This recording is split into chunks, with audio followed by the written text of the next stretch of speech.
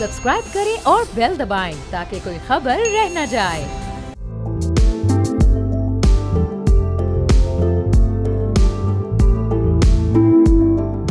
अस्सलाम वालेकुम, मैं हूं बाब जहांगीर। आप देख रहे हैं प्रोग्राम व्यापार। दुनिया भर में मौसमियाती तब्दीलियां, क्लाइमेट चेंज बेशतर ममालिक को मुतासर कर रहा है और बड़े ममालिक भी इससे मुतासर नजर आते हैं और इसके असरात को कम करने के इक़दाम उठाते नजर आते हैं। अब साइंसदानों का यह कहना है कि गुज़िश्ता साल का रिकॉर्ड तोड़ दर्जा हरारत इस बात की अलामत हो सकता है कि दुनिया ग्लोबल वार्मिंग के एक नए दौर में दाखिल होने जा रही है, जिससे दर्जा हरारत पहले से कई गुना ज़्यादा ऊपर भी जा सकता है। क्लाइमेट चेंज से मुतासरा ममालिक में पाकिस्तान भी शामिल है, जहां मुख्तलिफ इलाकों में बढ़ते टेम्परेचर, ग्लेशियर्स के पिघलने और मौसमी निज़ाम में तब्दीलियों ने पाकिस्तान को मौसमी हालात का मुकाबला करने पर मजबूर किया है। चूँकि मौसमियाती तब्दीलियों से मुल्क में पानी की तरसील, ट्रांसपोर्टेशन के साथ साथ इंफ्रास्ट्रक्चर सिस्टम भी कहीं ना कहीं मुतासर हो रहा है, जिसे बदलने की ज़रूरत है। जैसे ट्रांसपोर्टेशन के लिए फ्यूल जलाने से माहौल में कार्बन का अखराज ज़्यादा होता है। एक रिपोर्ट के मुताबिक जदीद डीजल बसें भी भारी ट्रकों और दीगर बसों के मुकाबले में 10 गुना ज़्यादा फ़ज़ाई आलूदगी पैदा करती हैं, जो माहौल के साथ साथ फेफड़ों के कैंसर और सांस के दीगर मसाइल पैदा करते हुए इंसानी सेहत को भी ख़तरे में डालता है। कार्बन की हवा में शमूलियत की रोकथाम के लिए ऐसी गाड़ियां बनाई गई हैं जो कार्बन के अखराज को बहुत कम और कम हालात में बिल्कुल ही रोक देती हैं, जबकि दुनिया के माहौल में कार्बन शामिल करने में पाकिस्तान का आलमी हिस्सा भी 1% से कम है। ऐसी माहौल दोस्त गाड़ियों को पाकिस्तान में लाने का मकसद भी यही था कि फ्यूल को पेट्रोल या डीजल के बजाय बैटरीज पर लाया जा सके और आवाम को सस्ती, माहौल दोस्त और बाएतमाद सफरी सहूलियात मुहैया की जाएँ। और इसी सिलसिले में डाइवो एक्सप्रेस ने एक और एजाज़ अपने नाम करते हुए पाकिस्तान के इंटरसिटी रूट्स पर पहली माहौल दोस्त इलेक्ट्रिक बस सर्विस का आगाज़ कर दिया है। डाइवो एक्सप्रेस बस सर्विस के जरिए 350 किलोमीटर का फासला तय किया जा सकता है। ये बस सबसे पहले लाहौर और सियालकोट के दरमियान रूट पर चलाई जा रही है, जबकि लाहौर से फैसलाबाद और फिर कराची से हैदराबाद के रूट्स पर भी जल्द ही इलेक्ट्रिक बसें चलाई जाएंगी। माहौल दोस्त इक़दाम डाइवो की इलेक्ट्रिक बस सर्विस पंजाब की हुकूमत के प्लान का भी हिस्सा है और अगले 5 सालों में इलेक्ट्रिक बस सर्विस डीजल बस से सस्ती होगी। अब यहाँ पर ये सवाल है कि क्या डाइवो एक्सप्रेस का ये इक़दाम ज़ाहिर यकीनी तौर पर काबिल तारीफ़ है, लेकिन जो मज़ीद फर्म्स हैं या मज़ीद ट्रांसपोर्टेशन के इदारे हैं वो भी इसमें अपना हिस्सा डालेंगे और ये इनिशिएटिव बड़ा ज़बरदस्त लिया गया, डाइवो के फुट स्टेप्स को फॉलो करेगा। और इस वक्त ये कितनी ज़रूरत है माहौल दोस्त बसें हमारे इस माहौल के लिए और पाकिस्तान की इकॉनमी के लिए कितना ज़रूरी है, इस पर हम गुफ्तगू करेंगे। फैसल सिद्दीकी साहब CEO हैं डाइवो पाकिस्तान एक्सप्रेस के, हमारे साथ मौजूद हैं। बहुत शुक्रिया फैसल साहब प्रोग्राम के लिए आपने वक्त निकाला। अब ये जो ज़बरदस्त इनिशिएटिव आप लोगों ने लिया, इसकी प्रॉपर अब लॉन्चिंग भी हो चुकी है, तो इस इनिशिएटिव के बाद क्या बड़ी तब्दीली पाकिस्तान के ट्रांसपोर्टेशन सिस्टम में आप लोग लेकर आने वाले हैं? जी, ये हमारा तहिया है कि अपने तमाम ट्रांसपोर्ट में हम इलेक्ट्रिक व्हीकल्स की इंट्रोडक्शन कराएं। तो ये एक पहला कदम था। अभी कुछ इसके लॉन्चिंग में जो हमें लर्निंग होगी उसके हिसाब से फिर हम अपना बाकी प्लान अनरोल करेंगे। तो इंशाल्लाह जल्द ही आप तमाम हमारी इंटरसिटी रूट्स पे इलेक्ट्रिक बसेस ऑपरेट करते हुए देखेंगे। तो फैज़ल साहब, ये 350 किलोमीटर का फासला ये तय करेंगी। अभी ज़ाहिर है हमारे मुल्क में हम देखते हैं कि कोई इंफ्रास्ट्रक्चर नहीं है चार्जिंग का, तो अभी जो चार्जिंग स्टेशंस हैं वो आपके जो अपने स्टेशंस हैं वहीं पर मौजूद हैं या फिर रास्तों में भी इनका कोई जाल बिछाने का आगे प्लान है? जी, यही एक इशू है जो कि एड्रेस होना है। इंटरसिटी बस सर्विस में यही है कि यही 250, 300, 350 किलोमीटर तक एक चार्ज पे बस ट्रैवल कर सकती है। तो इसलिए हमारा पहला कदम तो यही है कि तमाम अपने शॉर्ट रूट्स पे, जिनमें लाहौर सियालकोट तो पहला है, लेकिन लाहौर फैसलाबाद, लाहौर सरगोधा, लाहौर साहिवाल, कराची हैदराबाद, इस तरह के रूट्स पे हम पहले इंट्रोड्यूस कराएंगे। हमारी उम्मीद तो यही है कि ओवर टाइम आप ये देखिएगा कि इंशाल्लाह ये बैटरी टेक्नोलॉजी जिस तेज़ी से इस पे काम हो रहा है वो ये जो रेंज है ये इम्प्रूव होगी और इंशाल्लाह यही बसें 600-800 किलोमीटर एक चार्ज पे भी कर पाएंगी और उस वक्त आप देखेंगे कि ये बसें पूरे पाकिस्तान में और हर रूट पे चल रही होंगी। लेकिन जहाँ तक आपका सवाल है, हमारा तो अभी प्लान नहीं है ये चार्जिंग स्टेशंस इंस्टॉल करने का, लेकिन हमें मालूम है कि और कंपनियां जैसे ये ऑयल मार्केटिंग कंपनीज़ हैं वो इस कदम पे आगे बढ़ रही हैं। और अभी फैज़ल साहब, ये इस वक्त की कितनी ज़रूरत है, क्योंकि हमने देखा कि जो कार्बन एमिशन है वो बहुत ज़्यादा बढ़ चुका है। पाकिस्तान इस वक्त क्लाइमेट चेंज से बहुत बड़े चैलेंजेस का इस वक्त सामना कर रहा है, और जो फंड्स हैं इंटरनेशनली वो पाकिस्तान को उतने नहीं मिल पाते जितना पाकिस्तान को इस चैलेंज से निपटने की ज़रूरत है। अब ऐसे में ये माहौल दोस्त इलेक्ट्रिक बसें जो कि ज़ाहिर कार्बन एमिशन का हिस्सा नहीं होंगी और उस सिचुएशन को भी ओवरकम करने में पाकिस्तान की मदद कर सकेंगी, कितनी ज़रूरत थी ये वक्त की और कितनी इंपॉर्टेंस है सूरत हाल में इसकी? देखें, ये हमारा तो कदम है, एक फ़र्स्ट स्टेप है ये दिखाने का बाकी ट्रांसपोर्टर्स को भी कि ये कदम लिया जा सकता है। और ट्रांसपोर्ट का एक बड़ा एक इशू है क्लाइमेट चेंज पे, उसका इम्पैक्ट काफ़ी आता है। ख़ास तौर पे जो स्मॉग है पंजाब में, लाहौर में ख़ास तौर पे, बट पूरे पंजाब में हर साल आप देखते हैं स्मॉग आती है। उसका ट्रांसपोर्ट का एक हिस्सा है उसके अंदर।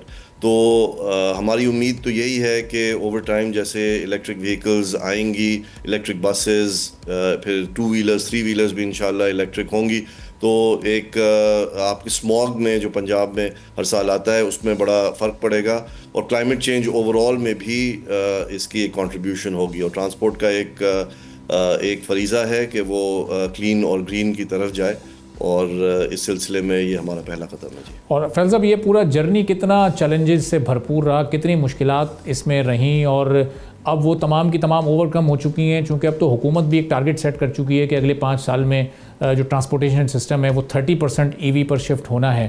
तो इसमें हुकूमत की कितनी सपोर्ट रही, कितनी मुश्किलात आई आप लोग को ये कामयाबी हासिल करने के लिए?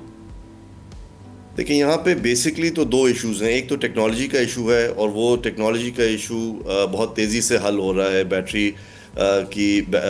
बैटरीज़ बेहतर हो रही हैं, और इस तरह से ये रिलायबिलिटी इनकी इम्प्रूव हो रही है। इसके साथ साथ जो इशू है वो है प्राइस का। अब बस की जो इलेक्ट्रिक बस की प्राइस है वो डीजल बस की प्राइस से ज़्यादा है, लेकिन हुकूमत ने एक बहुत ही अच्छे कदम लिए हैं। एक तो ये है कि उन्होंने कस्टम ड्यूटी और सेल्स टैक्स इलेक्ट्रिक बसेस पे बिल्कुल कम कर दिया है, तो इसकी वजह से जो डिफरेंशियल है इलेक्ट्रिक बस का और डीजल बस का वो बिल्कुल कम हो गया है। इसके साथ साथ अभी नई पॉलिसी के तहत जो कुछ महीने पहले ही अनाउंस हुई है, इलेक्ट्रिक चार्जिंग का जो टैरिफ है वो कम किया गया है। तो अब ये है कि जो इलेक्ट्रिक बस जो चलेगी उसकी जो फ्यूल कॉस्ट है वो डीजल के मुकाबले में काफ़ी कम होगी। तो इन दोनों इक़दाम की वजह से जो लाइफ साइकिल कॉस्ट है जो ज़्यादा है, जो अपफ्रंट प्राइस जो ज़्यादा है इलेक्ट्रिक बस की, वो लाइफ साइकिल कॉस्ट इसकी बहुत जल्द ही कवर हो जाएगी, क्योंकि फ्यूल की कॉस्ट में इतनी सेविंग्स होगी। तो ये गवर्नमेंट का एक बहुत बड़ा और अच्छा कदम है इसकी तरफ, और बहुत इन्होंने हौसला अफजाई की है इलेक्ट्रिक व्हीकल्स की। तो इन दोनों एरियाज़ में, टेक्नोलॉजी में भी और गवर्नमेंट की सपोर्ट से, हमारा तो ख्याल है कि बहुत जल्द ही इंशाल्लाह electric vehicles, buses and other modes of transport बहुत जल्दी आपको सड़कों पे नज़र आएंगी। और फैज़ल साहब, इलेक्ट्रिक व्हीकल्स में हम देखते हैं कि बहुत सारी जो फॉरेन कंपनीज़ हैं उनकी भी बड़ी दिलचस्पी है, तो इससे फॉरेन डायरेक्ट इन्वेस्टमेंट भी हमारे मुल्क में आ सकती है। हमने डेवू के साथ भी देखा था, कुछ कंपनीज जॉइंट वेंचर कर रही थी, तो इस सिलसिले में फिर ये कितना हेल्पफुल हो सकता है पाकिस्तान की इकॉनमी के लिए? जी, हमारा तो यही ख्याल है कि इंशाल्लाह जल्द ही जो इलेक्ट्रिक बस मैन्युफैक्चरिंग असेंबली का जो सिलसिला है वो भी शुरू होगा पाकिस्तान में। जैसे आप देख रहे हैं इलेक्ट्रिक व्हीकल्स की असेंबली और प्रोडक्शन का काम तो शुरू हो चुका है गाड़ियों का। उसके साथ साथ 2 व्हीलर्स और 3 व्हीलर्स मोटर बाइक्स भी आ रही हैं। तो आई थिंक कि जो इंफ्रास्ट्रक्चर है इसके इर्द गिर्द पाकिस्तान में डेवलप हो रहा है। मैन्युफैक्चरिंग भी इंशाल्लाह इलेक्ट्रिक व्हीकल्स की काफ़ी जल्द ही आई थिंक शुरू हो जाएंगी पाकिस्तान। अच्छा, हमने देखा कि डेवो हमेशा से जो एक एंड कंज्यूमर है, जो उसका क्लाइंट या कस्टमर है, उसका हमेशा से बड़ा ख्याल रखता है। तो ये जो इसकी अभी आपने बताया कि डीजल बसेस से ज़्यादा ये कॉस्टली बसेस हैं, तो इनके जो फेयर्स हैं, जो किराए हैं, उनमें तो कोई खातिर ख्वाह इजाफा नहीं हो जाएगा अचानक से? नहीं, हमारा तो इनके फेयर्स वही रखने का है। लेकिन जो पॉइंट नोट किया था वो ये था कि जो पर किलोमीटर कॉस्ट है इलेक्ट्रिक व्हीकल्स की वो डीजल कम है। तो ओवर 2 to 3 years हम जो ज़्यादा ये कॉस्ट है, अपफ्रंट कॉस्ट है, वो हम कवर कर लेंगे। इसलिए ओवर अ लाइफ साइकिल जो ये इलेक्ट्रिक बस की कॉस्ट है वो कम आएगी, तो इसलिए हमें उसमें फ़ायदा ही रहेगा। तो इसलिए अभी तो हम फेयर्स उतने ही रखेंगे और फिर ओवर टाइम इंशाल्लाह आप देखेंगे इलेक्ट्रिक बसेस जहाँ चल रही होंगी वहाँ पे फेयर्स कम होंगे, बढ़ेंगे नहीं। अच्छा, इसका मतलब कि बसेस की तादाद भी अब मुस्तकबिल में काफ़ी ज़्यादा देखेंगे। अभी इनिशियली कितनी बसेस लॉन्च की गई हैं और 1 या 2 साल के बाद फिर इनकी तादाद अभी मज़ीद कितनी बढ़ जाएगी? देखिए, अभी तो हमने 5 बसों के साथ लॉन्च किया है और उसकी वजह यही है कि हम देखना चाह रहे हैं कि हमारा जो हैवी सीज़न है, ये गर्मियों का सीज़न है, उसके अंदर जो इश्यूज़ आते हैं वो हम उसको एड्रेस करें और बिल्कुल इस पे अबूर हासिल कर लें इस टेक्नोलॉजी के ऊपर। हमारा इरादा अभी शॉर्ट टर्म में अगले 2 साल में कोई 150 इलेक्ट्रिक बसेस इंट्रोड्यूस करने का है और वो आज की टेक्नोलॉजी की बेसिस पे है। यानी 150 बसें हमारी शॉर्ट रूट्स पे चल सकती हैं जहाँ पे डिस्टेंस जो है वो 200-250 किलोमीटर के करीब हो। तो अभी अगले आप देखेंगे इंशाल्लाह 2 साल में हम कोई 150 इलेक्ट्रिक बसेस इंट्रोड्यूस कराएंगे और हमारी उम्मीद यही है जो हम बैटरी मैन्युफैक्चरर से बात कर रहे हैं, जो रिसर्च एंड डेवलपमेंट हो रही है दुनिया में, वो बहुत खुशाइन है। वो एक ऐसी दुनिया की तरफ हमें पॉइंट कर रही है कि अगले 2 से 3 या 4 साल में यही रेंज जो है वो 400, 500, 600 किलोमीटर पे चली जाएगी। तो अगर वो टेक्नोलॉजिकल अचीवमेंट हो जाता है तो अगले 5 साल में, जैसे मैंने पहले भी मेंशन किया था, 5 से 7 साल में हमारी तो उम्मीद ये है कि सारी की सारी बसें हमारी 400 बसें, 500 बसें वो सारी इलेक्ट्रिक पे चली जाएं। लेकिन अभी अगले 2 साल में जो आज जहाँ पे टेक्नोलॉजी है उसके तहत हम कोई 150 बसें इंट्रोड्यूस करेंगे। तो बड़ी ज़बरदस्त ज़ाहिर आपकी ये स्ट्रेटजी भी है, कोशिश और मेहनत भी आप लोगों ने बड़ी अच्छी की और हमेशा से हमने देखा है कि डेवू पाकिस्तान की इकॉनमी को बेहतर करने में, उसकी प्रोग्रेस में भी अपनी एक पार्टिसिपेशन करती रहती है। तो ये भी उस सिलसिले की एक कड़ी है। अब ये इस तरह के फुट स्टेप्स को ज़ाहिर है दूसरे जो इदारे हैं उनको भी फॉलो करना चाहिए और अगर ये बड़ी तादाद में दीगर लोग भी आएँ और पार्टिसिपेशन इसमें करें तो ज़ाहिर पाकिस्तान का इंपोर्ट बिल भी खासा कम हो सकता है, चूँकि जो फ्यूल की इंपोर्ट है हमारी वो पाकिस्तान की मईशत पर एक बड़ा बोझ है। तो अब कुछ दीगर इदारों का इसमें इंटरेस्ट है, जो आपके कॉम्पिटिटर्स हैं वो भी आहिस्ता आहिस्ता फिर इस इलेक्ट्रिक व्हीकल्स की तरफ, इलेक्ट्रिक बसों की तरफ आएंगे। देखें, जो चीज़ लोगों को प्रिवेंट करती है वो यही होता है कि जब भी कोई नई टेक्नोलॉजी लोग अडॉप्ट करते हैं तो डर ये लगा रहता है कि जी ये कामयाब होगी कि नहीं होगी। तो हम अपने बाकी कंपेटिटर्स को भी और बाकी पाकिस्तान में लोगों को भी ये दिखाना चाह रहे हैं कि हमने पहला कदम लिया है और ये टेक्नोलॉजी कामयाब है। लेकिन अब अगर मैं आज भी ये दावे के साथ कहता हूँ कि जो लाइफ साइकिल कॉस्ट है इस इलेक्ट्रिक बस की वो डीजल बस से कम है। यानी जो अब इलेक्ट्रिक टैरिफ इंट्रोड्यूस हुआ है चार्जिंग स्टेशंस का, उससे पर किलोमीटर कॉस्ट इस बस की काफ़ी कम हो जाएगी। और इसके साथ साथ लोग सोलर लगा रहे हैं, वो सोलर एनर्जी यूज़ करें आप अपने स्टेशंस पे चार्जिंग के लिए, उससे और कीमत प्राइस कम हो सकती है। तो मेरा तो ये ख्याल है कि it makes a lot of economic sense कि लोग इलेक्ट्रिक बसेस इंट्रोड्यूस करें। और मेरा अपना तो ख्याल ये है कि हमारे कंपेटिटर्स भी काफ़ी जल्द ही आप देखेंगे कि वो भी इलेक्ट्रिक बसेस लेके आएंगे मार्केट के अंदर। सही। और अब लॉन्ग रूट्स पर ये सिलसिला कब से फिर शुरू हो सकेगा? ज़ाहिर है अभी एक इनिशियल स्टेप आपने 250, 300 या 350 किलोमीटर के लिए उठाया है, लेकिन जो कराची टू लाहौर या पिंडी टू कराची या जो दीगर और बड़े रूट्स हैं, इन पर फिर ये कब हमें इलेक्ट्रिक बसें दौड़ती हुई सड़कों पर नज़र आएंगी?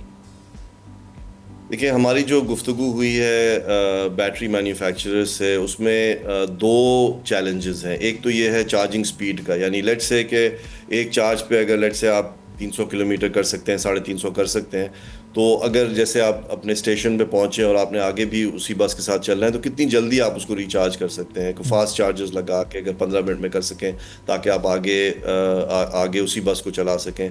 एक तो चैलेंज ये है, ये देखना है कि ये कवर हो सकता है कि नहीं, या कितनी जल्दी ये कवर हो सकता है। दूसरा ये है कि उसी बैटरी साइज़ और उसी बैटरी वेट की बेसिस पे जिसको एनर्जी डेंसिटी कहते हैं, वही उसी साइज़ में जो अब 350 किलोवाट आवर की बैटरी लगती है, वही 600 किलोवाट आवर की हो जाए, 700 किलोवाट आवर की हो जाए। और उस एनर्जी डेंसिटी के ऊपर भी जो बैटरी मैन्युफैक्चरर्स हैं वो काफ़ी तेज़ी से काम कर रहे हैं। तो मेरा अपना अंदाज़ा ये है कि अगले 2 से 3 साल में या मैक्सिमम 4 साल में ये जो एनर्जी डेंसिटी का इशू है ये भी रिजॉल्व हो जाएगा।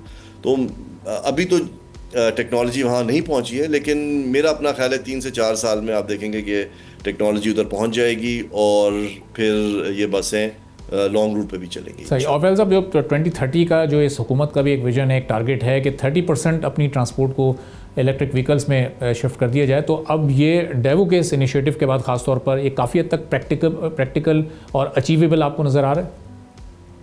जी देखें, इसके अंदर जो सबसे बड़ा चैलेंज है पंजाब गवर्नमेंट को भी और वैसे सारी प्रोविंशियल गवर्नमेंट्स को, वो ये है कि जो 2 व्हीलर और 3 व्हीलर मार्केट है उसको किस तरह से क्रैक किया जाए। यानी आपकी जो मोटरसाइकिल्स हैं इनको इलेक्ट्रिक पे लेके जाए, रिक्शे जो हैं वो इलेक्ट्रिक पे लेके जाएं। मेरा अपना ख्याल है गाड़ियाँ तो बहुत जल्द ही इलेक्ट्रिक की तरफ आती जाएंगी। चाइनीज़ कंपनियां आई हैं मार्केट के अंदर, वो इलेक्ट्रिक व्हीकल्स बेच रही हैं और लोगों को नज़र आ जाएगा कि बहुत सस्ता है इलेक्ट्रिसिटी पे अगर आप अपनी गाड़ी चलाएं। जो असली जो इशू है वो 2 और 3 व्हीलर का है, और उसमें भी वही जो चैलेंज है वो सामने आता है कि जो इलेक्ट्रिक मोटर बाइक है वो पेट्रोल बाइक से खासी महंगी है, और चूंकि लोग जो ख़रीद रहे होते हैं वो उनकी इतनी इस्तेताअत नहीं होती कि वो महंगी मोटर बाइक ख़रीदें और फिर ओवर टाइम जो है वो कम बिजली की कीमत होने की वजह से वो रिकूप करें वो अपनी इन्वेस्टमेंट। तो वो एक चैलेंज है जो कि कवर करना है किसी तरह से, लेकिन उस पर भी मेरी नज़र में काफ़ी तेज़ी से काम हो रहा है। तो इंशाल्लाह आप देखेंगे, मैं तो पूरी उम्मीद हूँ कि अगले कुछ साल में स्पेशली बाय 2030 आप हर जगह इलेक्ट्रिक स्कूटर्स देखेंगे, इलेक्ट्रिक मोटर बाइक्स देखेंगे, इंशाल्लाह इलेक्ट्रिक रिक्शे देखेंगे। ठीक, बहुत बहुत शुक्रिया फैसल सिद्दीकी साहब, CEO डाइवो पाकिस्तान एक्सप्रेस, हमारे साथ मौजूद। आपने सुनी, एक छोटा सा ब्रेक लेते हैं, ब्रेक के बाद वापस आएंगे। एक और बड़ी अहम मौजू है जिस पर हम गुफ्तगू आगे बढ़ाएंगे।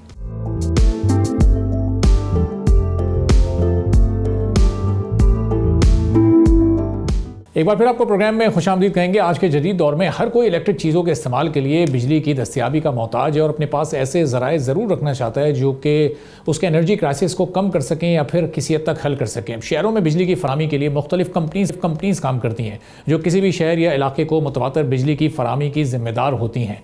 पाकिस्तान की पावर जनरेशन और डिस्ट्रीब्यूशन में अच्छा तो ना सही, लेकिन एक नुमाया नाम के इलेक्ट्रिक का भी है जो मुल्क के बड़े शहर कराची और उसके मज़ाफ़ात में बिजली की फराहमी की जिम्मेदार है, लेकिन अपने काम में हमें यह मुकम्मल तौर पर नाकाम नजर आती है। शहरियों के मुताबिक गर्मियों के आगाज से बिजली की तलब बढ़ती है और के इलेक्ट्रिक पर बोझ भी बढ़ता है, लेकिन चूंकि इसका काम ही बिजली की दस्तियाबी को मुमकिन बनाना है तो इस काम में नाकामी पे शहर में अक्सर और बेशतर हमें बिजली बंदिश पर एहतजाज और मुजाहरे भी देखने को मिलते हैं। और इन्हीं तमाम नाकामियों नाअहलियों के सवाल जवाब के लिए मोनिस अलवी साहब को इस्लामाबाद बुलवाया गया और फिर हमने देखा कि कौमी असम्बली की कायमा कमेटी बराए सनअत व पैदावार ने भी के इलेक्ट्रिक के CEO मोनिस अलवी के तर्ज अमल को गैर रस्मी, गैर सरकारी और गैर पेशा वराना करार देते हुए के इलेक्ट्रिक के CEO मोनिस अलवी को बाहर निकाल दिया। अरकान ने उन्हें मजीद सुनने से इनकार करते हुए माजरत भी मुस्तरद कर दी। कराची में लोड शेडिंग पर इजलास में अरकान ने के इलेक्ट्रिक के CEO मोनिस अलवी को नाअहल करार देते हुए उनके खिलाफ कार्रवाई का मुतालबा किया।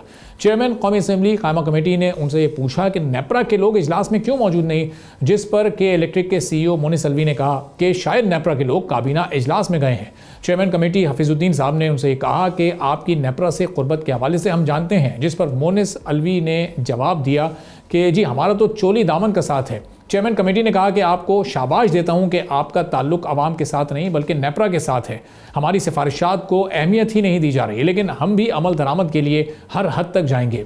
CEO के इलेक्ट्रिक ने इस बात पर भी एतराज़ किया कि अरकान को जूम की सहूलत दी गई है जबकि उनको कराची से बुलाया गया है।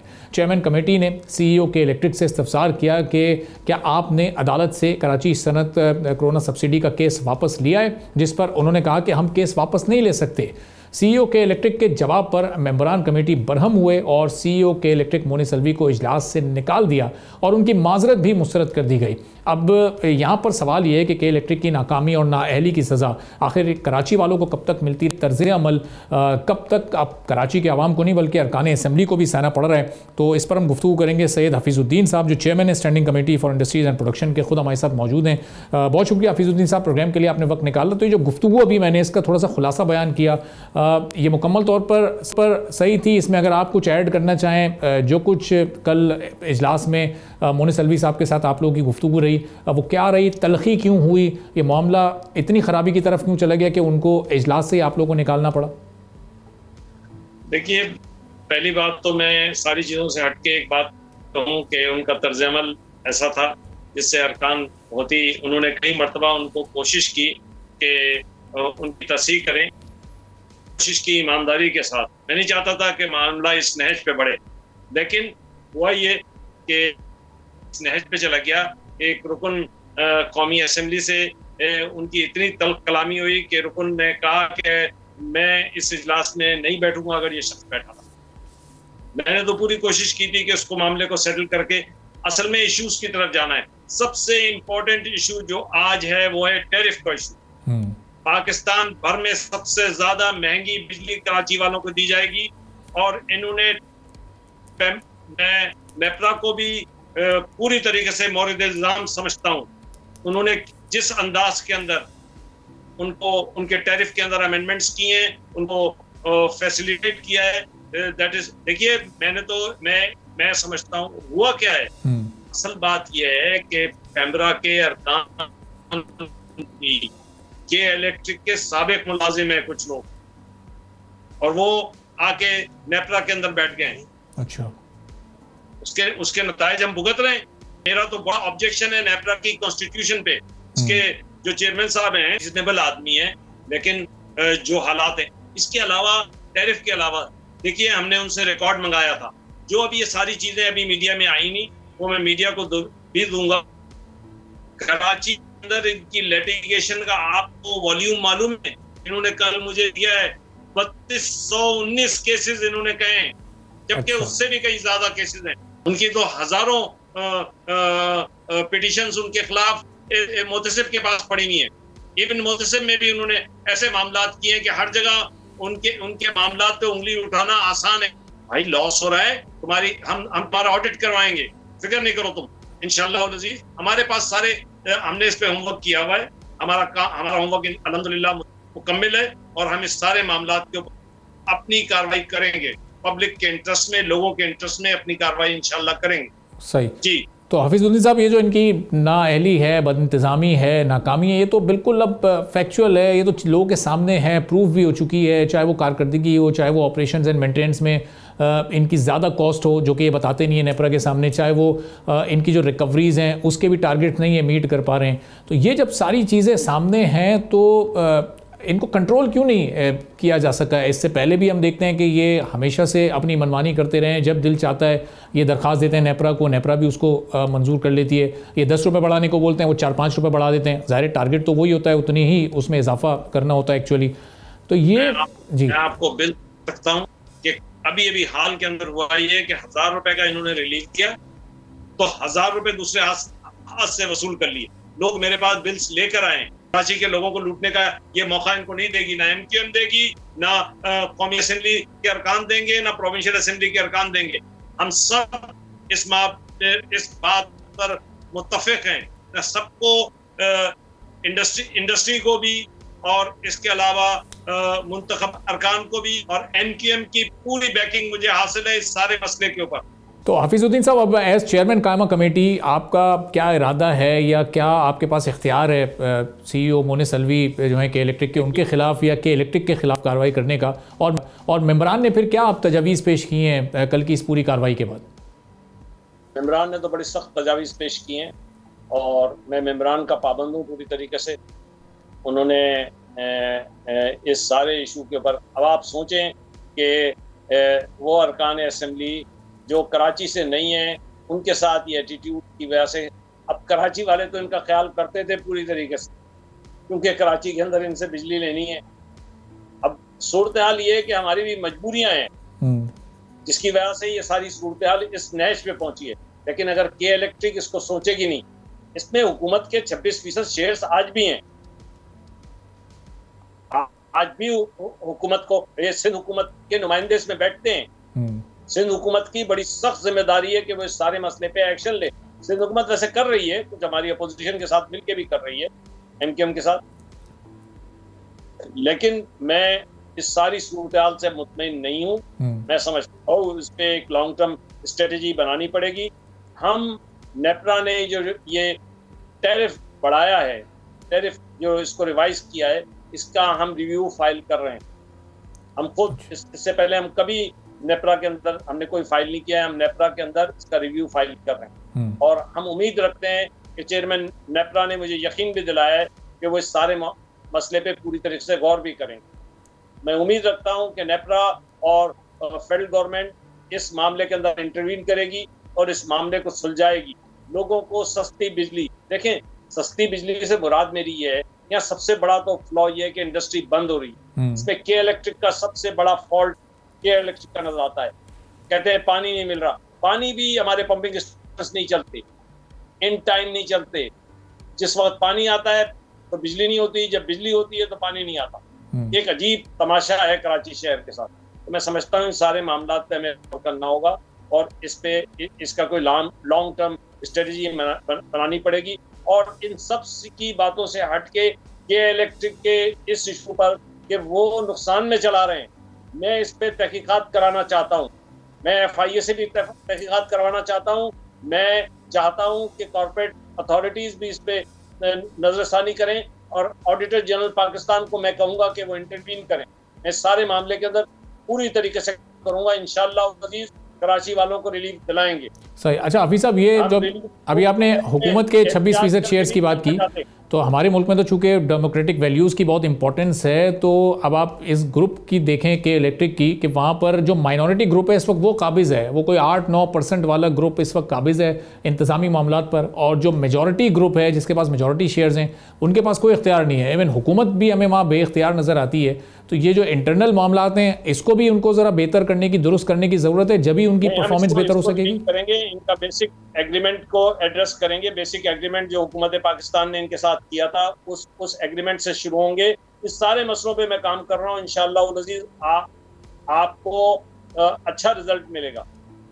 अच्छा, तो हाफिज़ साहब, ज़ाहिर है कई माजी में हमने देखा इनके खिलाफ केसेस भी हुए, मुख्तलिफ इदारों में भी लोग कंप्लेंट्स करते हैं, लेकिन वो फिर आगे प्रोग्रेस नहीं हो पाती। तो अब ये लोग आपकी बात पर जो ट्रस्ट करें वो उसको ज़रा थोड़ा सा और सिंप्लीफाई कीजिएगा कि ये कितना टाइम टेकिंग होगा, इसमें कितना वक्त लगेगा।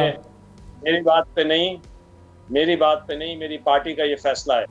पार्टी इस मसले में पूरी तरीके से MQM पाकिस्तान खड़ी हुई है और वो इसके रिजल्ट्स लेगी इंशाअल्लाह अज़ीज़।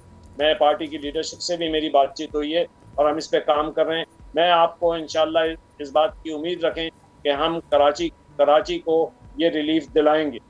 ये हम इस तरीके से कराची को बर्बाद नहीं होने देंगे, अंधेरों का शहर नहीं बनने देंगे। ये बार बार की लोड शेडिंग, लोगों की परेशानियां, चैम्बर हमारे साथ पूरा ताउन कर रहा है, हम और पीपल्स पार्टी हमारे साथ पूरी ताउन कर रही है। इसी तरीके से मतलब दूसरी अपोजिशन पार्टियां भी हमारे साथ पूरी तरह से, फेडरल गवर्नमेंट के अंदर मुस्लिम लीग। अब आप देखें ना, जिन अरकान के साथ इनकी गुफ्तगू और सारे मसले खड़े हुए हैं, वो इस बात को समझ रहे थे। हमारे पास इंडस्ट्रियलिस्ट भी आए हुए थे, कराची चैम्बर के प्रेसिडेंट उधर थे, स्मॉल इंडस्ट्रीज का प्रेसिडेंट वहाँ बैठा हुआ था, सारे बैठे हुए थे वहाँ। तो हाफिज साहब, ये अब जो आप गुफ्तगू प्रॉब्लम ज्यादा खड़ी जी, ये इस पर इम्प्लीमेंटेशन जो आपकी सोच है उस पर होगा कैसे? चूंकि एक ट्रैक रिकॉर्ड है, हमने देखा कि सियासी जमातें के इलेक्ट्रिक के खिलाफ हमें थोड़ा सा बेबस नजर आई हैं। अब जो स्टैंडिंग कमेटी है इसमें क्या रोल हो सकता है? आप लोगों ने कल उनसे एक केस वापस लेने की बात की, उन्होंने तो केस वापस लेने से साफ मना कर दिया, तो अब कमेटी इस पर क्या कार्रवाई करेगी? देखिए, मैं आपको बताऊं, इन्होंने कमिट किया था कि केस वापस ले लेंगे और बैठ के सेटल करेंगे। देखें, इनका इंटरेस्ट कोविड के 36 अरब रुपए के अंदर 2-3% का इंटरेस्ट है। इन्होंने उसके बाद एक एग्रीमेंट कर लिया जाके दोबारा नेपरा से। नेपरा ने ये भी बदअहदी की है लोगों के साथ। मैं इस सारे मसले पे पूरी तरीके से एड्रेस करूंगा, मेरा होमवर्क है। मैं अपनी शहर के लोगों को इस बात की उम्मीद दिलाता हूं कि हम नक्कार खाने में तूती की आवाज़ ज़रूर है, लेकिन हम अपना काम करेंगे। लेकिन हाफिज़ साहब, हमने देखा कि माजी में भी के इलेक्ट्रिक को कंट्रोल करने में नाकामी रही है और इनकी अपनी बदइंतज़ामी हो, इनके अपने लॉसेस हों, इनकी अपनी ऑपरेशंस की कॉस्ट बढ़े, ये सब कुछ आवाम पर ही डाल देते हैं और उसकी मंजूरी भी इनको मिल जाती है। तो अब ये फिर मुमकिन किस तरह हो सकेगा कि इनको ये लगाम डाली जा सके या इनके अंदर जो इस वक्त एक बदइंतज़ामी की फ़िज़ा उसको ख़त्म किया जा सके, जो असल हकदार है वहाँ पर शेयर्स का, उसको वो हक मिल सकें? देखिए, हम समझते हैं कि मैं बहुत बड़े दावे नहीं करना चाहता, लेकिन मैं आपसे कह रहा हूँ कि मेरी चोंच में पानी है और उस पानी से ही, अपनी चोंच के पानी से कम से कम आग बुझाने वालों में शामिल रहूंगा इंशाअल्लाह। तो अब जो ना, जी आपकी कमेटी में मुख्तलिफ जमातों के मेंबरान हैं और उसमें हुकूमती जमातें भी हैं, तो उन जमातों को भी ऑन बोर्ड लिया गया है, वो फिर आपके साथ हैं मौजूद? जो कराची से अरकान असेंबली हैं, नाज बलोच हैं, उसके अलावा हकीम बलोच साहब हैं, ये तमाम अरकान असेंबली जो कराची से ताल्लुक़ रखते हैं, उन्होंने मेरी पूरी सपोर्ट की है।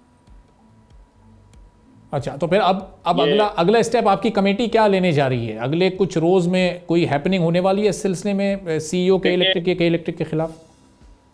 नहीं, देखें, वो तो जो मुझे डायरेक्शन मिली है कमेटी की तरफ से, वो डायरेक्शंस में इंशाल्लाह, और सारी चीज़ें, ये जो इश्यूज हैं, इसको जल्द मैं किसी प्रेस कॉन्फ्रेंस के जरिए भी आप तक पहुंचाऊंगा, लेकिन वो सारे डॉक्यूमेंटेशन मुकम्मल हो रही है और हम उसके ऊपर काम कर रहे हैं, और हमारा स्टाफ भी काम कर रहा है।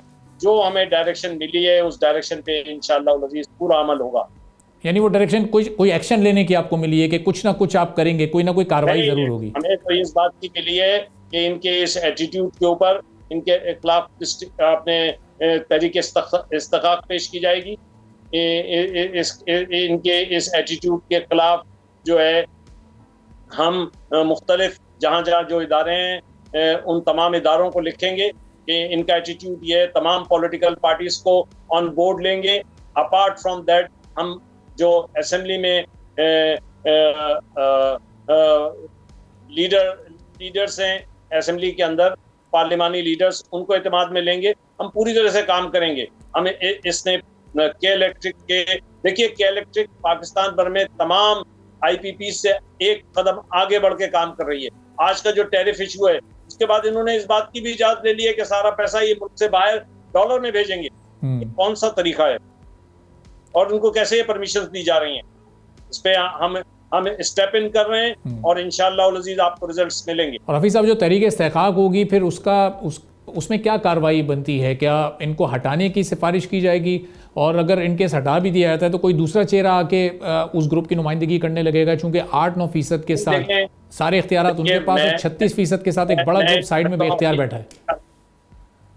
अभी जो है ना, वक्त से पहले मैं बात नहीं करना चाहता इस सारे मसले के ऊपर, लेकिन जो कुछ इक़दाम हो सकते हैं वो तमाम इक़दाम किए जाएंगे। सही। अच्छा, ये जो तरीके इस्तिकाक भी जाएगी, उसके ऊपर जो फैसला होगा, तो इस्तिकाक कमेटी है, उसका फैसला होता है।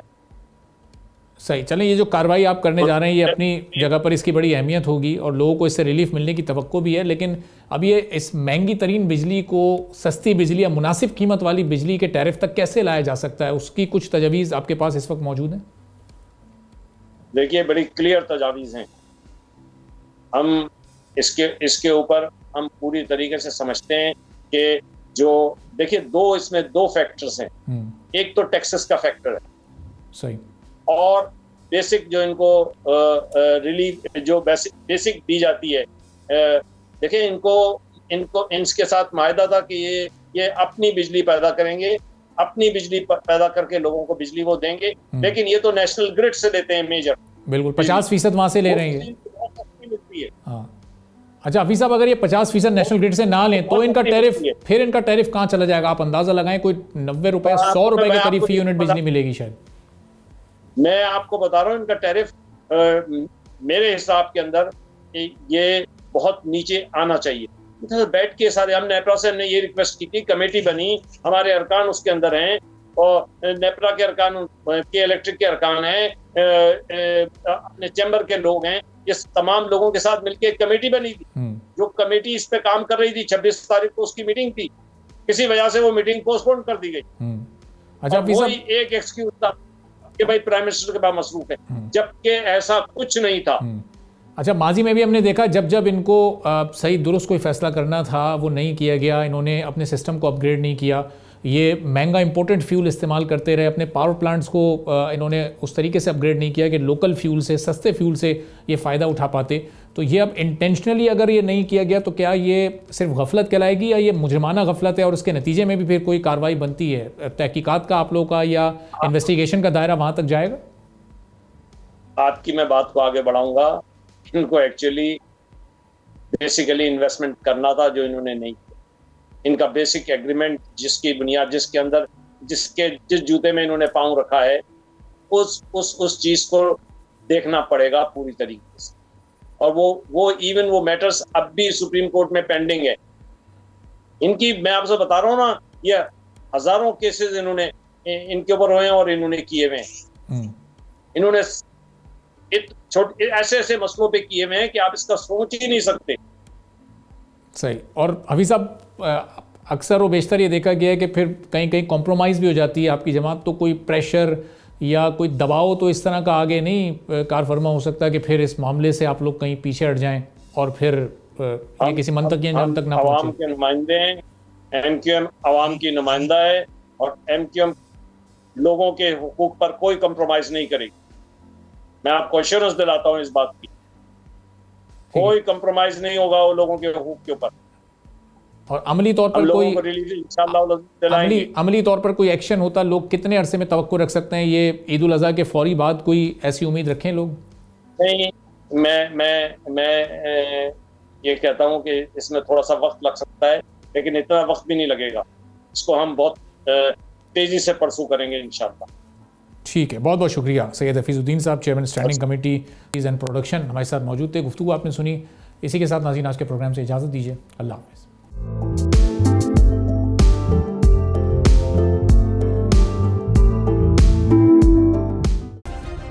सब्सक्राइब करें और बेल दबाएं ताकि कोई खबर रह न जाए।